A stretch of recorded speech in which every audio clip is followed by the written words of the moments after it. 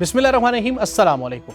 नाज़रीन, अक़वाम मुत्तहिदा के ज़ेर एहतमाम दुनिया भर में 10 दिसंबर को इंसानी हकूक़ का आलमी दिन मनाया जाता है, मगर इसी अक़वाम मुत्तहिदा की मंजूर करदा करारदादों के मुताबिक हक़ खुद इरादियत का मुतालबा करने की पादाश में कश्मीरी कौम भारत की रियासती दहशतगर्दी और इंसानी हकूक़ की बदतरीन पामाली का शिकार है।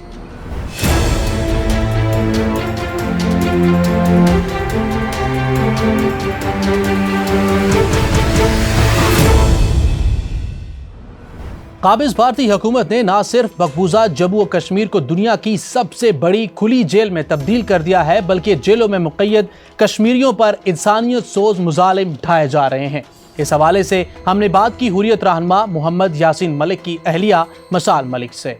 जो सबसे बड़ा ओपन प्रिजन सेल है दुनिया का, वो तो पूरा ऑक्यूपाइड कश्मीर है। और जो इंडिया की दूर दराज जो बहुत ही खौफनाक नोटोरियस जेल्स हैं, जोधपुर जेल है, चाहे वो जम्मू जेल है, चाहे वो तिहाड़ जेल है, कौन कौन सी जेल्स हैं वहाँ पे, जो कि आगरा की जेल ले लें, जिनके अंदर मैं तो बयान ही नहीं कर सकती, जो वहाँ पे उनकी स्किन तक को तो पील कर देते हैं ये जवान लड़कों की, और उनको पिघलाते हैं उनकी स्किन को उनके सामने इस तरह के, और कहते हैं कि अपनी पिघली हुई स्किन जो है वो खा लो।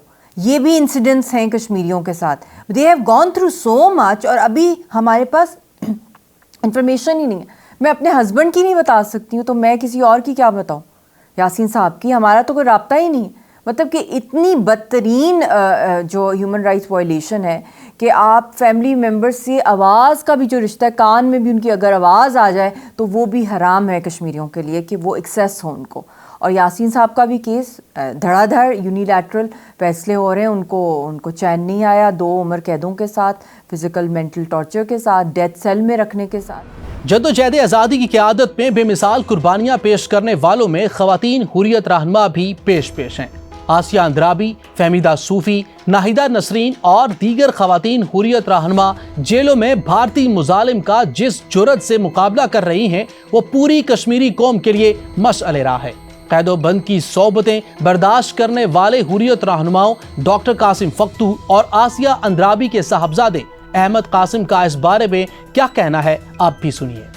तिहाड़ जेल में multiple Kashmiri female political prisoners मौजूद हैं, और इनमें एक जो पॉलिटिकल प्रिजनर हैं वो मेरी वालदा हैं और मेरे वालिद साहब हैं, जो इसी लिबरेशन स्ट्रगल का हिस्सा होने की वजह से जेल में हैं। जो मेरे वालिद साहब हैं उनको तो मैंने जेल से बाहर कभी देखा ही नहीं है, और वो पिछले 30 सालों से जेल में क़ैद हैं। जो मेरी वालदा हैं वो 2018 से अभी रिसेंटली उनका डिटेंशन जो है वो कंटिन्यूस है, और वैसे उन्होंने अपनी ज़िंदगी के 15-16 साल जेल में गुजारे हैं। लेकिन इसमें और भी फ़ीमेल पॉलिटिकल प्रिजनर्स हैं। फॉर एग्ज़ाम्पल सोफ़ी फ़हमीदा हैं, उनकी एज तो 30-31 है। जब वो जेल से बाहर थी, मैं उनको करीबी जानता हूँ, तो वो बिल्कुल सेहतमंद और यंग और एक एनर्जेटिक ख़ातून थी, और अभी वो बेड रिडन है। इसी तरह नाहिदा नसरीन है, she is a mother of 3, वो भी पिछले 7-8 साल से जेल में है। तो ये एक शख्स की स्टोरी नहीं है, ये जो पॉलिटिकल डिटेंशंस हैं ये बहुत वाइड स्प्रेड है कश्मीर में। मोदी हुकूमत कश्मीरी अवाम की मबनी बरहक जद्दोजहद आज़ादी से इस कदर खौफज़दा है कि वो इंसानी हकूक़ की बदतरीन पामाली करते हुए हुर्रियत रहनुमाओं को झूठे मुकदमात में पाबंद सलासल करते हुए इनकी आवाज़ को दबाने की नाकाम कोशिश कर रही है।